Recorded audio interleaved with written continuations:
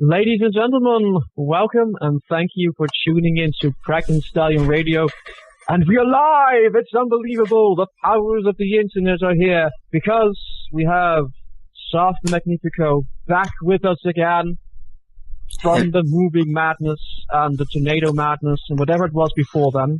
Just barely able to make it, but I managed to make it tonight, so... So yeah, you can thank him for actually having a live stream. Mm-hmm. All the millions of listeners, so thank you for that. But we have more. You know, previous episodes, we said, me and Emma were like, oh, we're gonna do this, we're gonna do voice acting and all that stuff. So it was sort of a double date idea. I bring a guest, he bring a guest, but he and his guest just, I don't know, they couldn't make it or something. Insert clever joke here. But my guest made it. We have Hannah Kay. Hello. Your voice actress, theater performer, cosplay aficionado, and all-around pony-tastic person. So I'm super glad, psyched you could join us. Thank you. And yay! Most notably, you're a friend of mine, so yay! Yay! I get to hear your voice and podcast at the same time. What a concept. So perfect. So, Soph, you didn't know what you were getting in for. I had no idea today what you were planning on doing, and I just kind of sat down. I was like, you know what? I moved a day early. I might as well try and do the podcast tonight. So here I am, and I have no idea what I'm doing.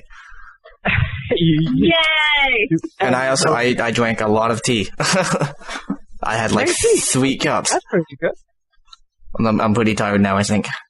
But we'll see how it goes. I think that's the show. Thanks everybody for listening and tuning in. We'll start with a promo. Hannah, do you know who our guest is for next week's episode? I don't. Who is it? We're gonna have Fish in a Barrel, who is a pony artist. He's a very interesting pony artist, I would say. Yeah. I saw his art and I was like, chicken. I need him on my show. He does a lot of Pregnant Stallions, to name a few things. Mpreg, inflation, all that type of stuff. It's interesting. But it would make for an interesting episode, I think. So our topic next week is going to be a special edition, which we've been trying to get going for like a month. We keep postponing it, but we're going to be talking about Pregnant Stallions. Oh my goodness. Pregnant Interesting. Stallion Radio. Yes, limited edition episode. Very appropriate. We will, very appropriate. Some people don't think so. I'm inappropriate in the context of your name. Yeah. Exactly. I have to agree. Certainly. We had a professional podcast episode in the before times of like 3 months ago. You know, it's like, oh, this is an inappropriate name. Well, it's inappropriate if your mind lives in the gutter. It's not our fault that you immediately jump to conclusions. Goodness. I'm sorry if our podcasting banner is so appealing and risque to you.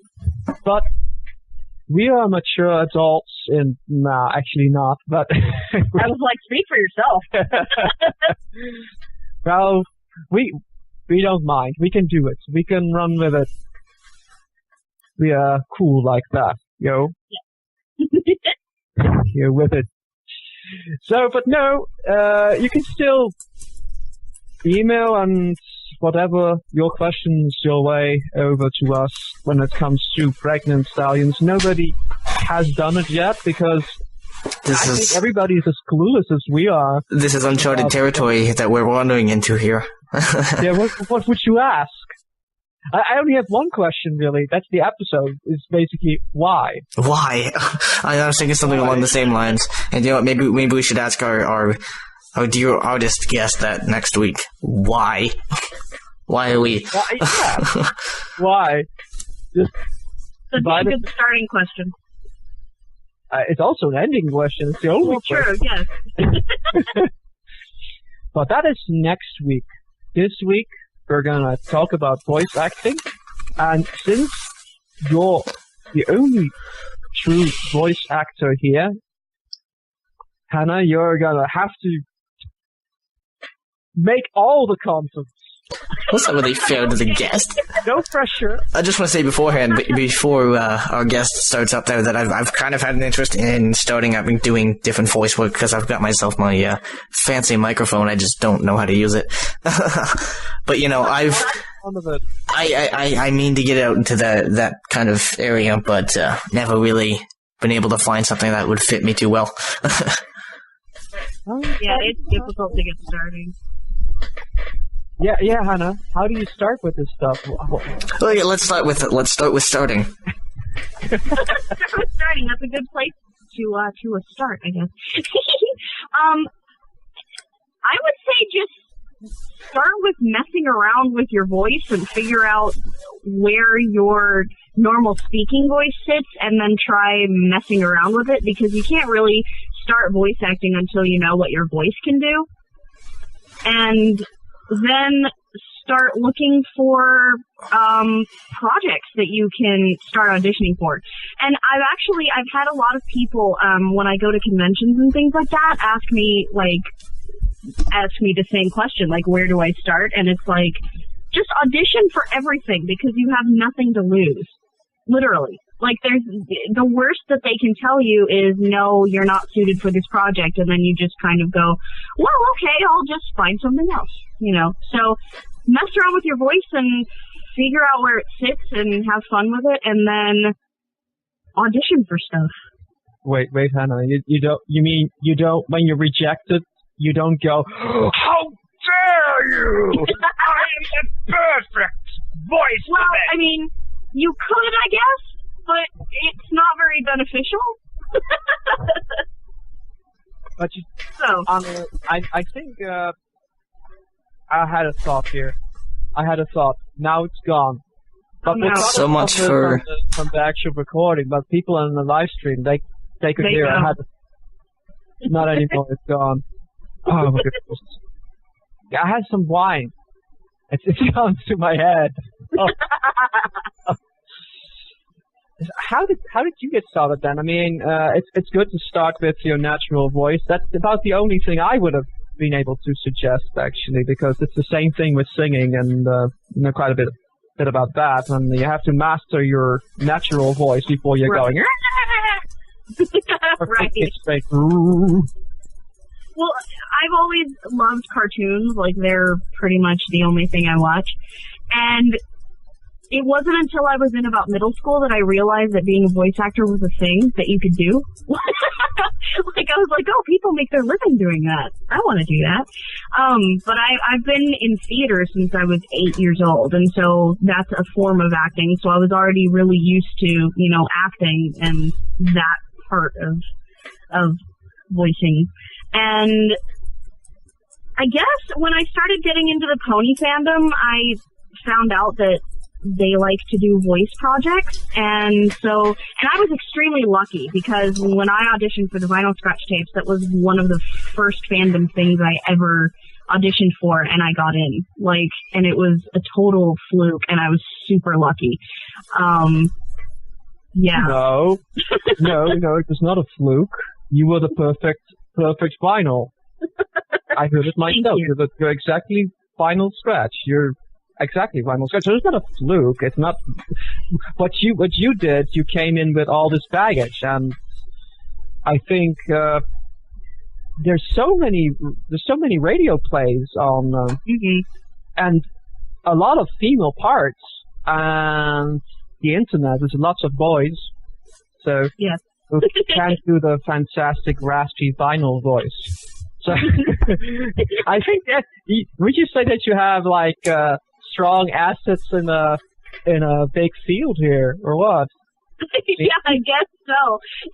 That was one thing. There was another project that I auditioned for that is done by the same company, I guess, quote unquote, that put together Vinyl Scratch Tapes, Midnight Magic Productions. Their upcoming project is News Ponies, and I auditioned for that. And there were 11 female roles, I think, but they were really good about it, and they wrote even more male roles. So there were like 13 male roles. So it was pretty cool. But I auditioned for 9 of the female roles. And you got them all, of course. No. I got one. One is good. Yeah, and you don't have to talk to yourself. I'm so excited in that project. But yeah, just audition the crap out of like everything, because auditioning is like practice, and sometimes practice will reward you with getting to do something. You never know. I just want to kind of cut in there for a second. I have this lovely website I came across quite a while ago. I'm just going to bring it up for our live stream viewers, and I will have a link at the bottom of the video when we have it up. But this is called voiceacting.proboards.com. Basically, this is an entire forum that's just dedicated to voice acting projects. People looking for work, people posting projects and stuff like that need help will post their stuff up on here. And I've actually seen quite a lot of projects on here are actually paid projects, which means that you get money for, and obviously those ones, money? Yeah, real money, like real life money. So obviously, not Monopoly money? No, it's just Canadian money. But so obviously the high money, the actual paid jobs are a little more high end, and you obviously have to be very good at what you're doing, and you have a lot of people contending with you. So, but it goes to show that there's quite a lot of opportunity in this website right here. So, very interesting stuff actually. Oh. And there's all sorts of resources, other voice actors giving tips, chat boards, creative works, all this types of stuff. It's really good for people who are starting out and want to kind of see where they're at. Hey, you did homework without actually doing homework. You did it unintentionally. I kind of did, yeah. Well, it was extremely relevant. And I've had this in my favorites bar for quite a while, actually, because I keep meaning to kind of look through here. And there's all sorts of fandom stuff in there, too. They're not even just MLP, but some of it's there. But lots of different work in there. Sweet. But it's lots of pony projects. I'm really surprised at the amount of radio plays I've seen. But by the way, where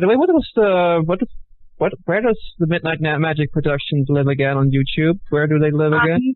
Midnight Magic Pro on YouTube. Oh, Pro. If you just type in the vinyl scratch tapes in the search bar, you'll find us, and then they'll be on that channel. Okay, Sarfon should type it out for some reason. Yeah, I'll get it.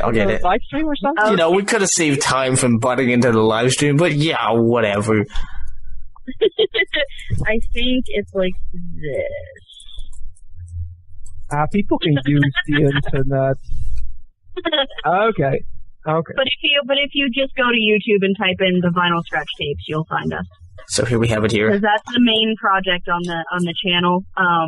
News Ponies will be hosted on there once it gets going. We're currently it's being worked on, but it's had a couple of bugs in it, but it's getting there and it's going to be awesome. So yeah. Is that an exclusive? Do we have an exclusive here? It's going to be awesome. Okay, you heard it here first, folks. News Ponies is going to be awesome. We can do that. We can put it on there. Yeah. We can make a spin on that. Yeah. So let's take, for example, someone who is kind of through starting out. They managed to find a project and they're kind of looking over a script. How exactly would you go about practicing to use the script and kind of do the work? Well, you figure out the character first. Right. That's the most important thing. And it's kind of different when you're doing fandom projects, because if you're already working as an established character, then you already kind of know how they act and you know all this stuff. But there's lots of work out there that's not with like established canon characters. Like, for example, Vinyl's a canon character, like she's in the show, but nobody knows what she sounds like, and nobody really knows what her personality is. So I was able to, be a little different with her and take my own approach to her, as does everybody else that has voiced Vinyl and will voice Vinyl. But in a project like News Ponies, which is pretty much all fan-created characters. There are some canon characters in the story, but they're all fan-related characters. I looked at the work that the artist put out of what the character looked like, and fashioned the voice based on that and of what their personality is like. For example, my character in News Ponies, her name is Lil Slugger, and she's the sportscaster for the news station. Ooh. And she's new at her job. She's brand new, but she's a baseball player, and she's an Earth pony. And she was like one of the greatest pony baseball players ever. And so I knew that about her, but I also, from the art and from the description of her I was given, is that she's big. She's like as tall as a stallion, and she's built. And so I looked at that and I was like, a lot of people would probably give her some kind of deep right. She's like, I'm a sports commentator. So I decided to go the opposite direction because opposites are funny, which is a rule of comedy. So I gave her a voice that's way up here, and she's super cute, and that's the voice that got chosen for her. So she's this giant pony that is an athlete, and she plays baseball, and she talks way up here, and she's super cute, and she's super, she doesn't know her own strength, and so playing around with the voice, you look at the appearance of the character and also what you've been given by the author, and you can play around that way. Didn't they get, the voice director, didn't they get completely annoyed by the additional challenge that you thereby threw on the plate? Because now they have to make that work and, remind people that she's actually gigantic. Well, this project is different because it has the advantage of not just being a radio play like the vinyl scratch tapes, but it's like a comic book. It's like a reading of a comic book almost. So there's visual. So you can actually see that she's giant and that she has this really cute little voice. So yeah, that'll be, that's an advantage. Because, if it was a show like the vinyl scratch tapes, I would consider doing something different.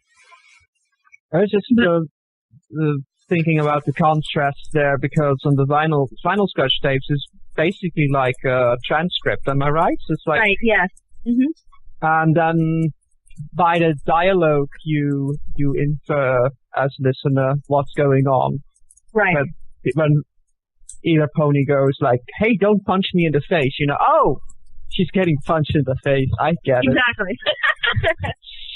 And that's how you work. Well, that's pretty exciting. I'm looking forward to this. But it's not done yet. How long? When is it done? It should be coming out really soon. There's actually a short that's up now on the channel that you can listen to. Sure. And there will be some exciting goodies at BronyCon for those who are going. So. Goodies. Well, yeah. Extra jealous. I'm not going to any convention. I'm not going either. It's okay. Well, you're going in a sense then. You have representatives. Right. Got your interests at heart. Well, so soon is the okay. Well, people can look up that short teaser then at the aforementioned link. It will all work out. We'll post the link in the Tumblr post and all that. Post a link in the post.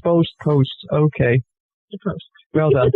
So, while we get to the heart of it, I don't believe, because we're absolutely terrible at everything that we do, that we actually gave listeners enough time to respond to the call for questions and letters about voice acting, because our previous episode got posted yesterday or something. Thursday, excuse me. Well, we had a bit of editing to do, and if you hadn't had such vulgar content and we didn't have to censor half of it, maybe it wouldn't be such a problem. It wasn't me. I'll just say it wasn't me. Not naming names, Amonisis. It wasn't me. You were the one making sexual noises. No, yeah. Eating noises. Pizza eating noises. nothing else. But no further comment. I twittered, calling for questions just a couple of hours ago. And as always, nobody actually responds to that by actually emailing, unless somebody emails and I do not know about it. But people take the lazy route and reply to the tweet itself. And we got a question here. If I can scroll down on my Twitter here. Are you ready for this? I'm ready. Okay. So this is I can feel the anticipation. This is basically a question regarding scripts where you have multiple characters, and I don't know if you've done any pony projects where you have multiple characters in, or you can just sort of imagine what that's like through the madness of your brain and answer the question. So the question is raised by asked. What is the word? Questioned, asked. Yes. Yeah. Spano asked this question. That's good. Just turn it around. What's the trick to voicing multiple characters while still sounding different enough? That's actually a really good question, too, because if you look at Ashley Ball, I think, is the one that does Rainbow Dash and Applejack. And if you look at them, you can... At times, you can see the distinction where you could see that it was the same person. Yeah, Andrea Libman does Pinkie Pie and Fluttershy. You can kind of see where there's similarities in the voice, but they still sound vastly different. And if you put just the audio recordings of them together, you would be able to distinct between the two different characters. So how would you go about making your voice distinct enough between two completely different spectrums or characters? In one project that I'm in, the adventure Welcome to Ponyville, I play both Vinyl and Derpy. And and my Derpy goes along with the first voice that they gave her, the lower one. And I did it. Okay, so I did it a lot closer to the way it sounded in the first one. And my director came back to me and he was like, "Okay, this is really good. It sounds a lot like her, but I don't want that. I want your interpretation of Derpy. I want you to make her cuter." I was like, okay. So I kind of made her my own, which was really fun. But I go back and I listen to my Derpy and I'm like, whoa, that sounds a lot like Vinyl. But I know a lot of people probably couldn't tell, but I know there will be some people that, will hear both those voices and it's like, oh, I can tell it's the same person. But, okay, this makes me remember one of my favorite voice actors who is H. John Benjamin. He plays Archer in Archer, and he's Bob in Bob's Burgers, and he's Coach McGurk in Home Movies. And he uses the exact same voice for all three of those characters. Same exact voice. It's just his normal speaking voice. However, if you played me 3 clips of those characters and didn't tell me which was which, I probably would be able to tell because of the way he speaks and the connotations he gives his words and things like that. The acting itself. Exactly. So it all goes back to the character. You have to know your character inside and out and know how they behave, and then act accordingly. A lot of people think that voice acting is just doing silly voices. Well, a lot of it is silly voices, but a lot of it is acting. And it's really, really important that you actually well, it's in the words. Yeah. It's acting, not voice, blah, blah. Exactly. And so you really need to know your intentions and your character's intentions and everything. That's why I like doing Vinyl so much, is a lot of people interpret Vinyl as just this crazy, dubstep loving pony. But thanks to Corey, really, who wrote the Vinyl scratch tapes, he made her into this totally 3-dimensional character, which I love. But you get to see a lot of other aspects of Vinyl's personality, which is my favorite part of playing her, because you don't just get to see, hi, I'm Vinyl, I'm going to jump on the table and make crazy noises and set things on fire. You get to see Vinyl being angry and Vinyl being sad and all this kind of stuff. So I think keeping your voice different enough has to do with your interpretation of the characters. As long as your characters are set in your mind and you know how they sound, then they'll sound different enough for people, I think. Okay. If you're bringing characters to life, then you can bring any number of characters to life, I guess. Exactly, right. You're crazy enough. If you can have enough voices in your head. So, going over kind of to the technical side, so you have a job, quote unquote, you have yourself a script. Now, how exactly do you go about recording that? Or the process that you would go to getting that to the show? Okay, well, it depends on the project, for one thing. In terms of the vinyl scratch tapes, when we first got cast and everything, and I first met Wolfie, who plays Octavia, extremely talented voice actress that I really wish we get used to doing podcasts together. It's kind of weird doing this without her. Yeah, she's sick right now, so yeah. You have to give her get well wishes right now. Yes. Send her good health vibes. Anyway, she and I, we talked immediately, like getting to know each other, and we came to the conclusion that because the chemistry between Vinyl and Octavia is so important in the script, we decided to record all of it together. So every time an episode is due to come out, we get the script and we set a date and we get on Skype and we record together. We actually do the dialogue at the same time. And if our character, say, is talking to somebody else, then we'll do the other person's voice, the other character's voice for them, so they can have somebody to, talk off of. A placeholder, yeah. Right. That doesn't happen a lot in the voice acting world, I guess, even in the professional world, from what I've heard. Not a lot of shows do that where they have all their actors in the same room. Some do, which makes it great. The other way is great too. So what I would do is, if I got a script and I was just recording it by myself, I would go and I read it a couple times, and then I just go into my little studio closet and I just start recording. And I usually, I'm a little bit more of a perfectionist personally when it comes to my voice acting work, so I usually end up recording things at least 3 or 4 times in a row.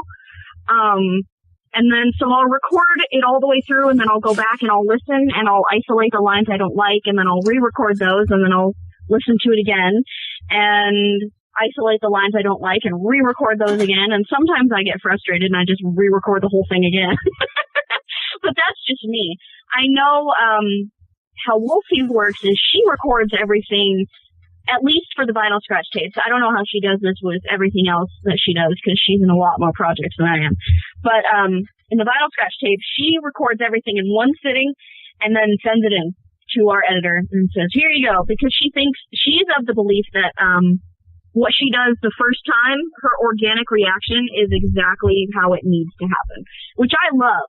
But sometimes I just really hate how I enunciated that word, or that I took a too deep of a breath there, or I think that cough doesn't sound genuine. And so I want to re-record it. Now, would you do it as like an entire file, or just piece by piece? It depends on what the director wants. Usually I do one big file. Right. I like to go in and remove all of the dead air for the editor. Well, makes sense, right? But sometimes, I did another project with QCOM, who's from Celestia Radio. He did pony voices for the TomTom GPS, and I did vinyl for that. And he wanted all of the vinyl lines chopped up, like each individual file. So that was kind of difficult. How lazy! Can't do that themselves. You have to do that. Well, Voice it ended up actually. No, this was I actually ended up having to send him the whole chunk file, and he did it himself because I was so late on deadline, because that was my fault. So you were the lazy one. I was the lazy one, yeah. So it was an actual voice thing that got put onto some TomTom GBS. So what? Well, yeah, there's a file thing that you can go and download. And so what you're saying is, somewhere in this world, your voice is getting someone lost. Yeah, Do you have like a 10-minute tirade of Vinyl whining about how lost she is? No, actually, it's funny. The first, like, when you start up, she's like, hey, I'm Vinyl Scratch. I promise I'll get you where you're going to go. I won't get you lost. Promise. And then when you reach your destination, she says, hey, we're here. And Octi said I couldn't read a map. So, yeah, that's actually perfect. And and Wolfie got to do Octavia for that too. And, she did a couple of jokes about Vinyl getting lost too, which was actually kind of funny.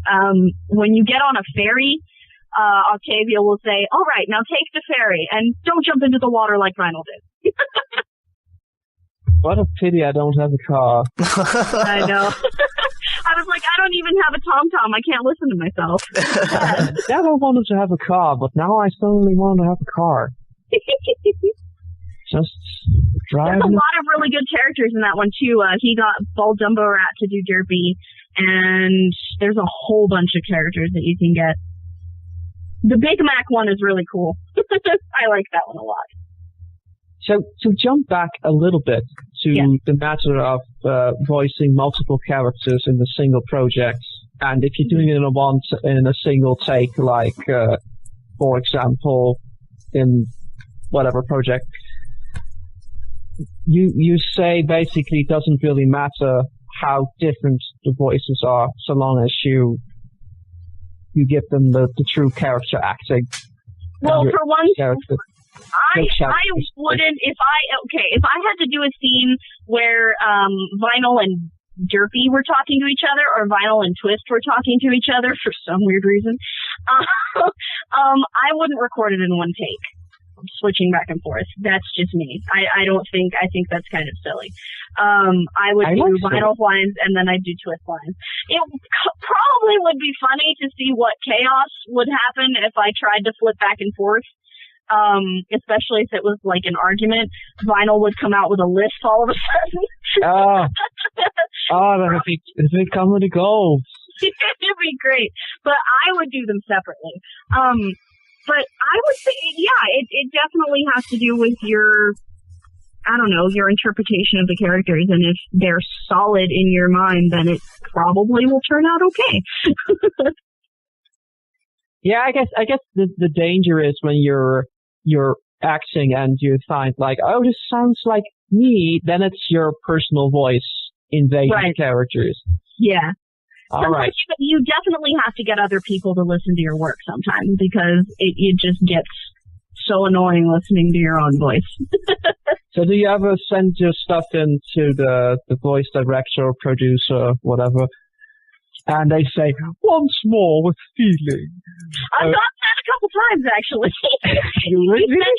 Well, not exactly those words, but you send it in and they say, I want you to try a different inflection on this line, and okay. I forget lines a lot more often than I'd like to admit.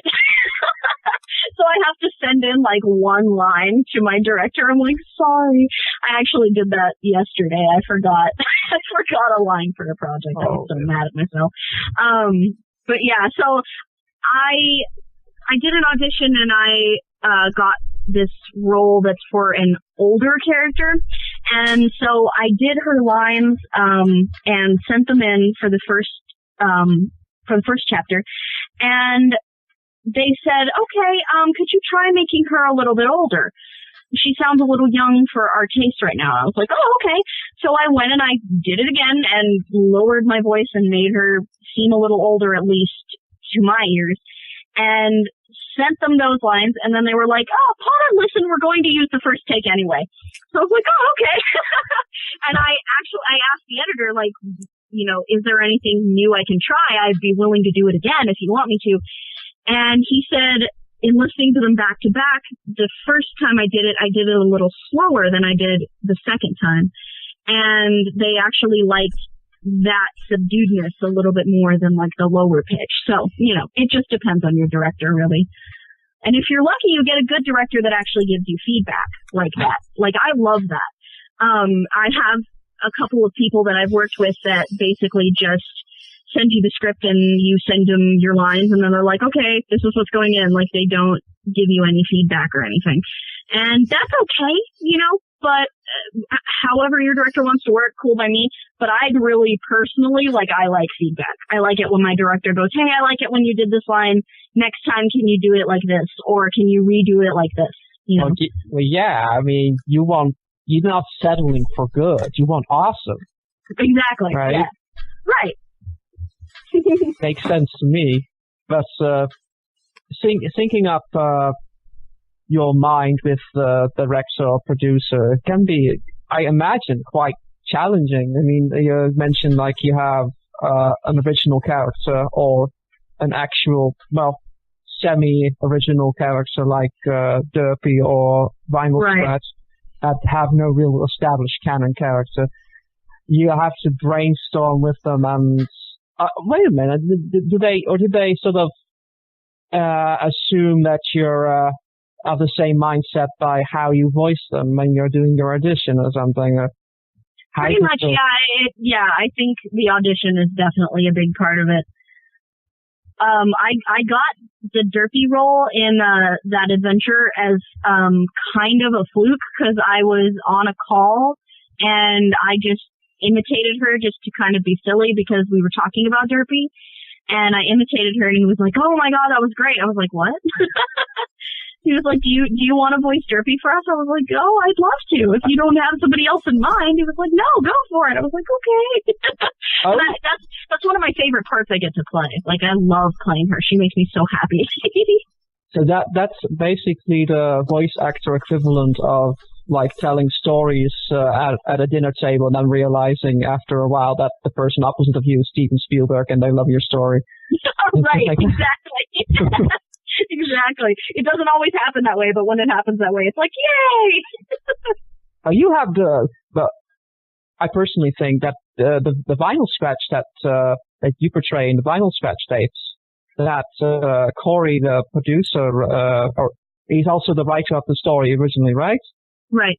So it's interesting because that's exactly how I imagined Vinyl Scratch to be, and I'm sure that there are people who imagine her to be quite different, but still it's interesting that such a small character from the show gets to have such a three-dimensional character, and yet it's the same character multiple people jump to, and I guess that people who like the Vinyl Scratch, they probably have that same sort of imagined character in their head, and it's kind of magical how that just sort of happens. So it is. Yeah. One thing, like I liked Vinyl like before I started voicing her, but as soon as I started voicing her, I really fell in love with her, and so I started, looking up art and all this stuff, and it was exactly, yeah, cosplaying her.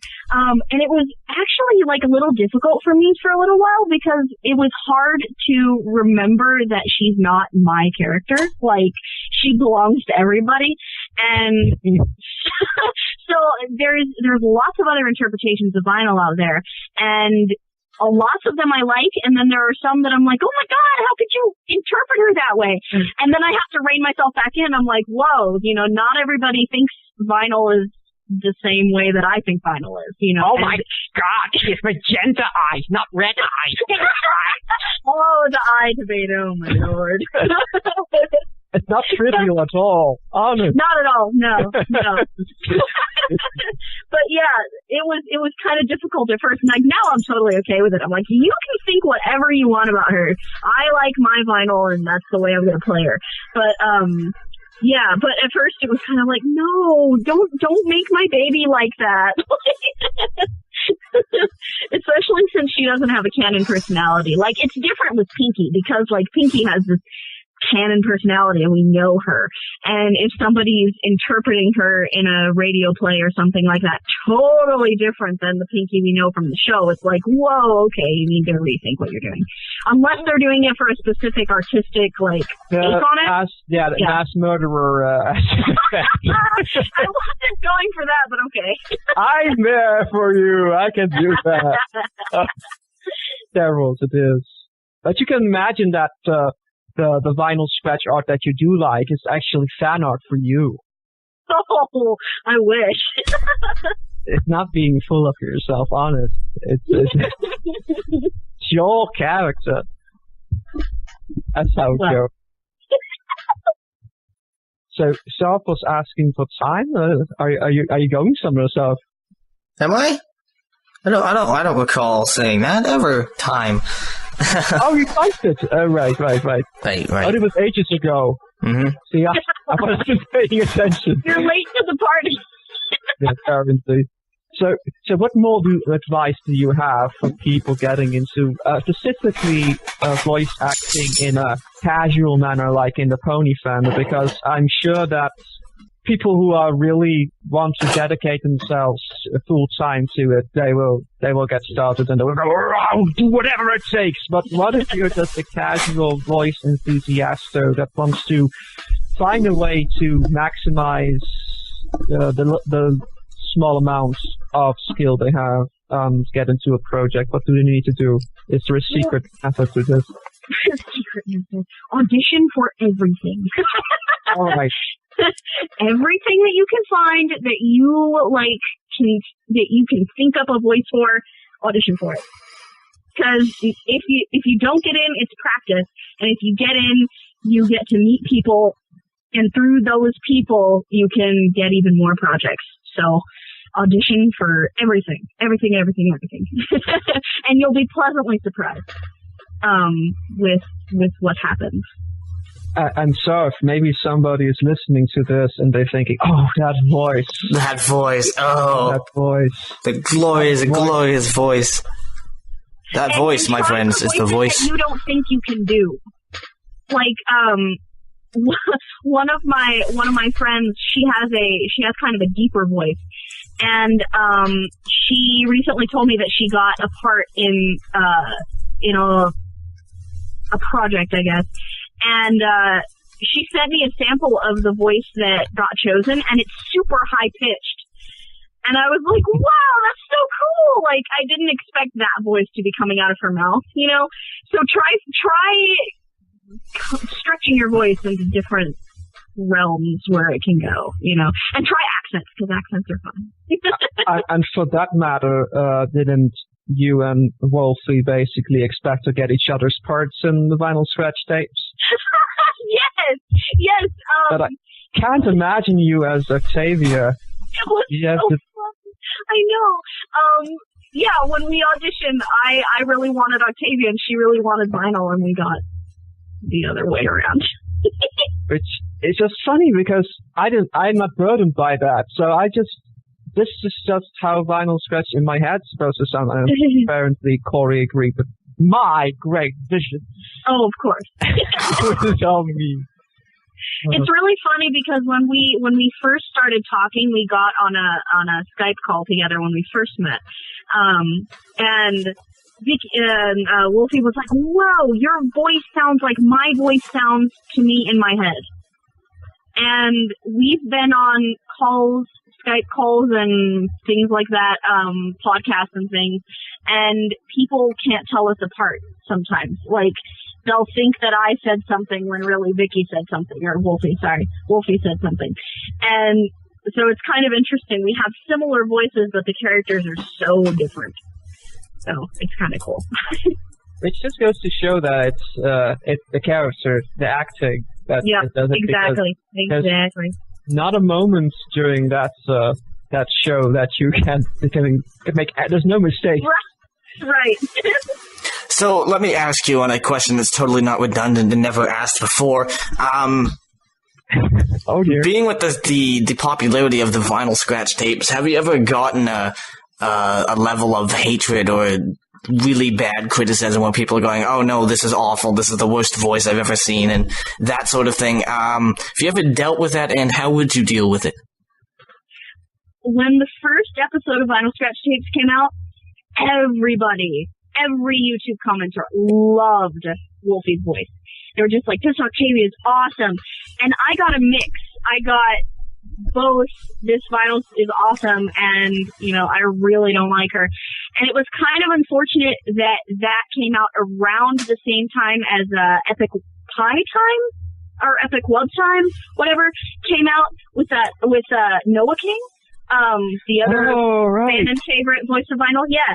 And so people, and that was, that got, I wouldn't say more popular, but it got popular faster than ours did.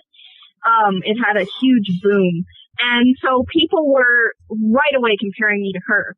And so that was really interesting. But, and it was kind of disappointing at first because I was like, oh, people love vinyl. I really hope people like my voice and my interpretation of her. And so I haven't like got any outright like hatred for my voice, of her, my interpretation of her. But I have gotten some like, Noah King is better. I like, why didn't you get her? That's a question that's posted a lot. It's like, why couldn't you get Noah King? I was like, but that went away as the episodes, got more and more posted, got further and further along. Like, by the time episode 4 came out, pretty much every comment was positive, which I love. So, well, kind of unrelated side note here, but I just thought I would tell you. My roommate earlier asked who I had on for the podcast tonight, and when I told him it was the voice actress of Vinyl from the Vinyl Scratch Tapes, he was all ecstatic and sad at the same time because he had to go to bed early for work, and he wasn't able to listen to the podcast tonight, so... Aww.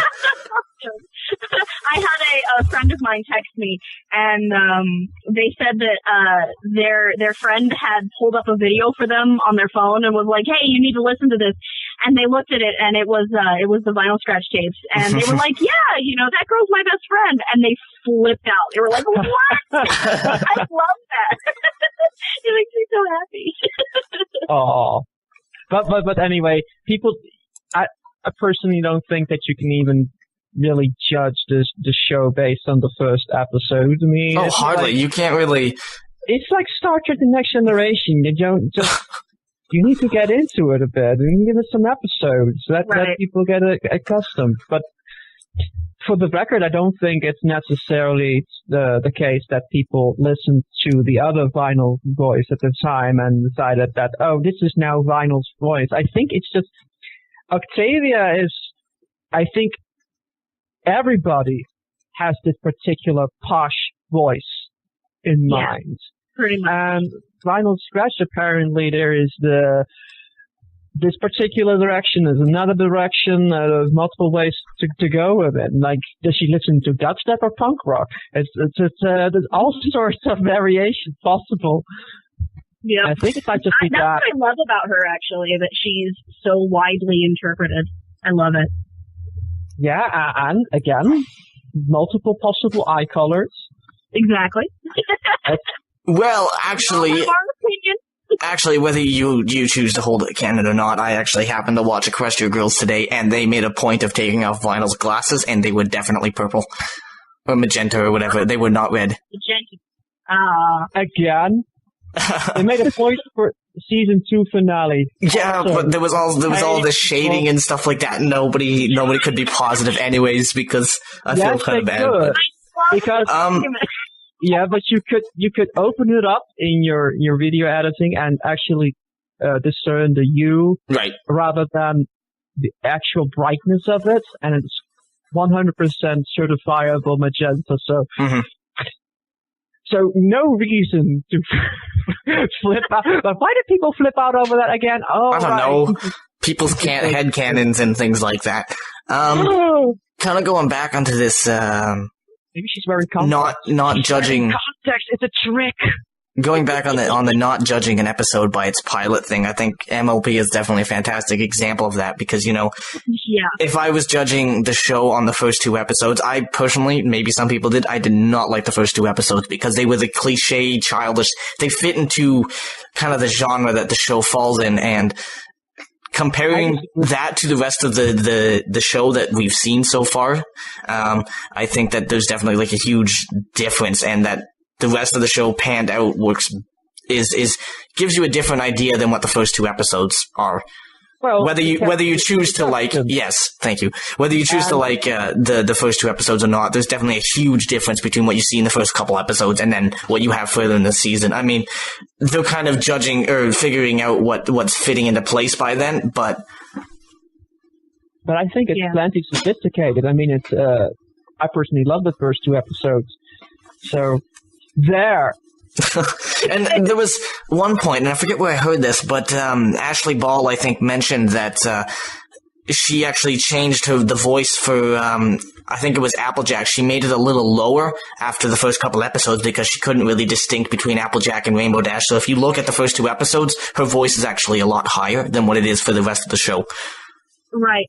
And I heard an interview with Kathy Wiesluck, who's Spike. Right. And if you listen to Spike in the first few episodes, she said they were still trying to find Spike in the first few episodes. And then they finally settled on what age he was and where he is in life, you know.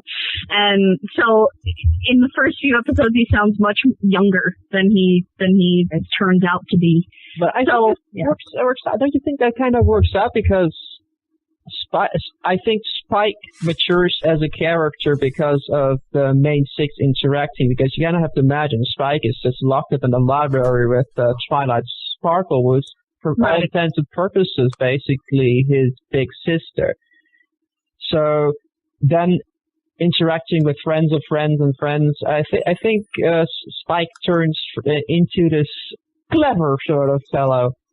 Right, it definitely works, but it's cool finding the voice. I really like that. Yeah.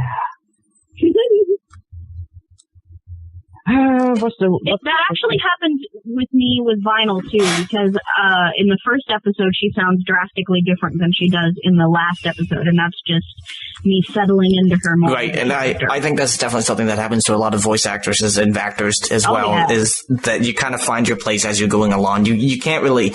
Everything can't be set in stone from the moment you sit down to read that paper, because as you're getting more into the story and speaking out your parts, you're kind of getting more involved or kind of fitting what you think should be appropriate in there. So yeah, you get to know the character a little bit more. And then it gets easier and the character grows. So exactly. With everything that the character learns, like if you follow the first couple of episodes of the Vinyl sketch tapes, it's a great example of this too, because Vinyl grows as a character as well. Oh, yeah. Grow along with her. Mm-hmm. Although I think the arc, and let's not give any spoilers. People who want to listen to this, will get you like 2 extra listeners or something. I think I'm planning on listening to it afterwards, because I still haven't gotten around to that. But now that I actually found it, yeah, okay, I'll be one of the 2. But I was going to say that I would say that Octavia learns even more. I think. Oh, definitely, yeah. And Vinyl gets to be the teacher. How does it feel to be a teacher character? Indirectly, I think. And she just has a strange method of teaching, I guess. Yes. Well, I pick up the table and setting things on fire. I have to check out your other projects, because I usually have so many things to do that I've only heard a couple of shorts, promos and stuff like that, and the Vinyl sketch tapes, and nothing else. What else is there? Let's see. News Pony's coming up. Nothing with my voice in it has been released from that yet, but it will be. And let's see. Wait a minute. Ponyville. Hannah, wait a minute. You're not in the teaser? No, I'm not. Why are you not in the teaser? Because my character wasn't in the teaser. Why? Well, Wolfie is, though, and she's awesome. That's good. Okay, that's good. So you should go listen to her be fantastic. Okay, go on. Sorry for interrupting you. That. And also, my character is kind of like important when she's introduced, so they don't want to kind of reveal her too early. Oh, you're like the halfway through the first season mega entrance. Kind of, I guess. Yeah. So we're getting a super secret spoiler here. John the Land. You can't tell anyone. Anyway, there's that. There's Welcome to Ponyville, the adventure, in which I play Vinyl and Derpy. And I was Pinkie Pie for a little while in the audio play of the Pinkie Pie Says Goodnight comics.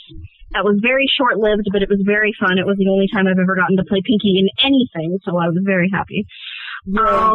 It wasn't very good, but it was a lot of fun. And let's see. Wolfie did Pinkie Pie in a project, and I got to be Pinkie's singing voice because I can sing a lot better for Pinkie than I can speak for Pinkie.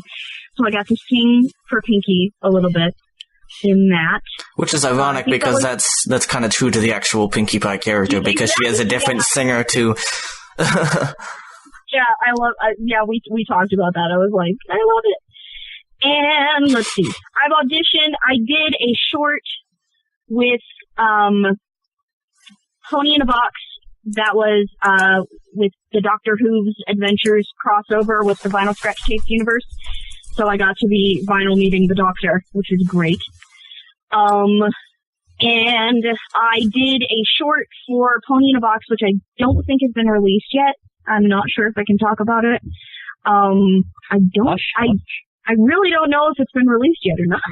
But it's a really cute short, and I like it. And it's not vinyl. It's someone completely different that I've never played before. It's different. You can tell us all about it. We'll keep it off the record. Yeah. Let's see. I'm trying to think. And I've auditioned for a lot of things that I haven't heard back from yet.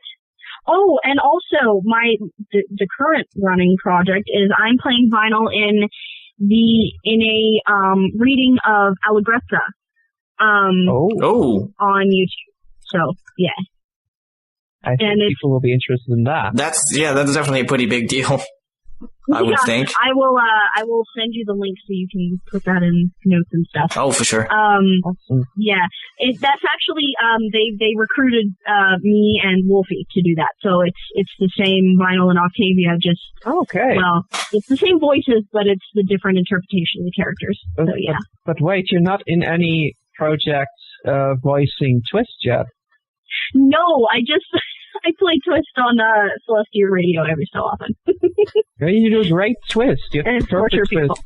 I know, a lot of people, they don't write projects for Twist that I've found. So that's the problem. People get on that. Write me something for Twist that I can do, because I love being Twist. I love Well, why don't you give us a sample of your voice so all the directors listening can hear a sample?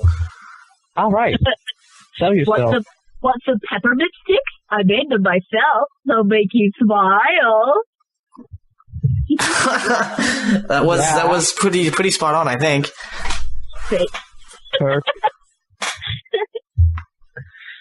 I want my own little Twist, just jumping in whenever there's need for the mention of peppermint sticks or anything like that. She's so cute. I don't understand all the hate she gets. She's so cute. Yeah, people have nothing better to do than whine and bicker about little things. Yeah. That must be it. That must be it. I got nothing but positive reactions when I cosplayed her. That was something. Yeah, you do a great Twist cosplay, too. Thank you. So, you've gone to a couple of conventions now, actually, right? Yes. I have a Pinkie Pie cosplay, which was my first. I have a vinyl, and I have a Twist. I also have a couple of others that aren't pony-related. But, yeah, those are my ponies. It's okay. Non-pony things can be cool, too. I brought a cat bug from Bravest Warriors, and I have Louise from Bob's Burgers. And I don't know that show, so that's... It's awesome. Are you sure? Yes. Okay.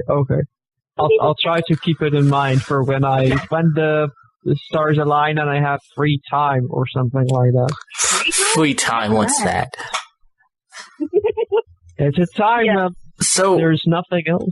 So as our clock is ticking down, Does anybody have any last-minute things to say? Shade, maybe an anecdote or a cautionary tale? An anecdote? Is that out of nowhere? Oh.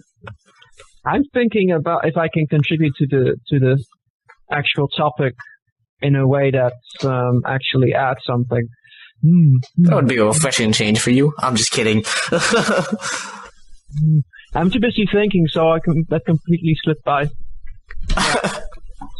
Fair enough. Nope, I have nothing to contribute. My experience with voice acting is severely limited. Too bad. But perhaps an opportunity arises sometime, and then I will retroactively be able to have added something to the conversation. But until that time, no. I'm thinking if we're leaving anything out, we need to make the most of our superb guest. So, okay, I'll just end with a little bit of banter then. You first got into voice acting and you discovered, people actually do these voices and they don't just magically appear. Did you have some, I won't call them idols, but people who inspired you to do the work when you discover, they do 6 million voices, this person? Yes.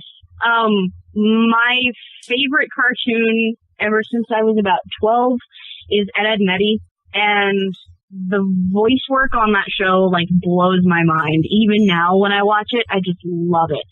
And it's been this personal goal of mine to meet the actors who play the Eds.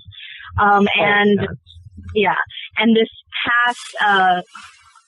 past year I got to meet Matt Hill, who plays Ed, and it was one of the greatest things ever, because I met him and I was almost too starstruck to talk to him, and I just kind of stammered over myself and whatever.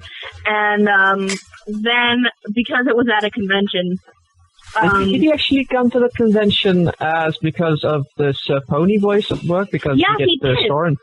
Yeah, for Soren. But he brought other he brought pictures of Ed to sign to and things like that. But yeah, he was brought specifically because he was Soren. Quirky. See how it's all connected. Yeah, and my friends ran the convention, and so I was kind of an informal guest. I wasn't really a guest, but I kind of was. And so they invited me up on stage. They made me go up when they did opening ceremonies, and they made me do vinyl in front of everyone. So that was really fun.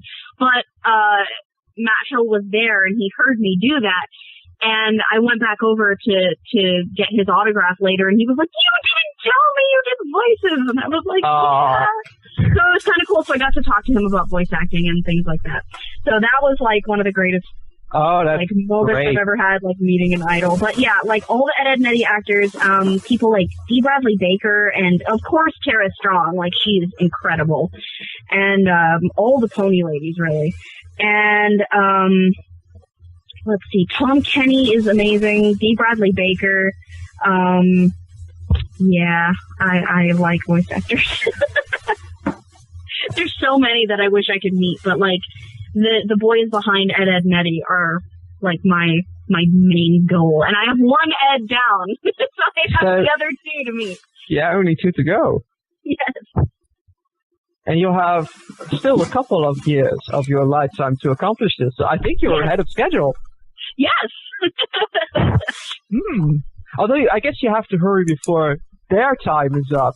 Exactly right. Yeah. Oh yeah. That's putting a damper on us. Let's end on a note about dying and mortality. Beautiful. Well, now that we're on a positive note. All right. Well, I guess that is an episode. That is a full-length episode there, sir. Yeah, well, we'll cut it up and then 20 minutes. 20 minutes of content and everything else is just... Well, I feel so bad for anybody listening to this live because I'm just stumbling around. All this wine. Are there people listening live? Are there people in the live stream? Yes, there's a couple. You know what? I don't think this is the first time you showed up drunk, stoned, or some kind of intoxicated.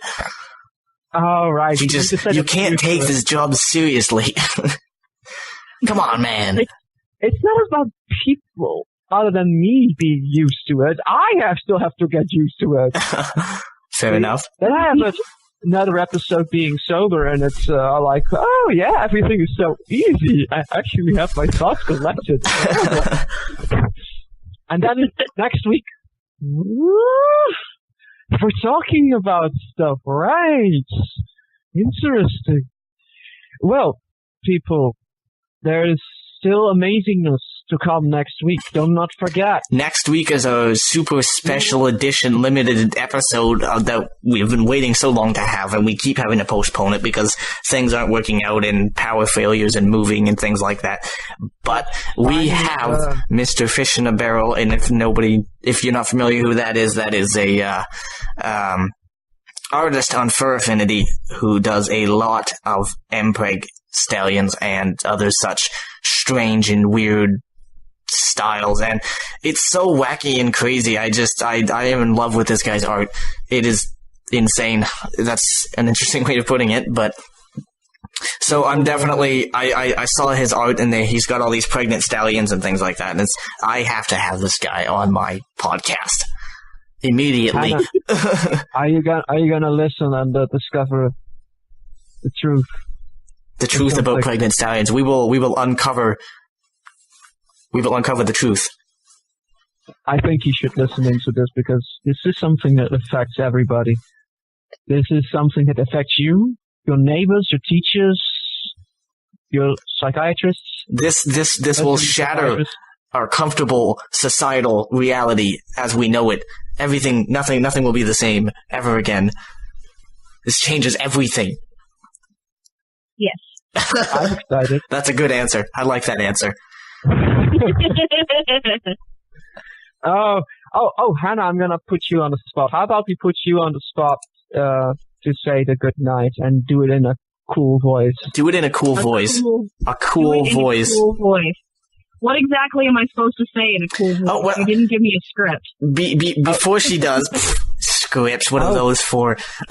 We're gonna make before you do. First, make sure everyone you can write in. You can talk about our show. You can ask a question on advice. You can submit something about next week's episode about Pregnant Stallions, or we have pregnantstallion@gmail.com. You can go to a Tumblr, pregnantstallion.radio.tumblr.com. It's incredibly complicated, I know.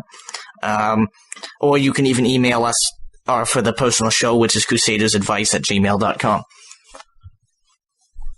And I'm writing a script. This is how you do it, people. You write a script. It's 5:14, and I'm writing a script. How many pages does this need to be? 6.5. Yeah. But it has to be cool. It has to be sharp. Yeah. So I assume because you asked for a cool voice, you want twist, right?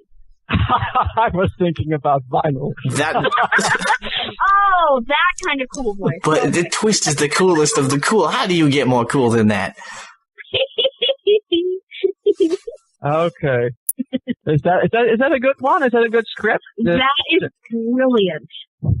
Pure brilliance. Okay, then. Okay, you ready? I'm ready.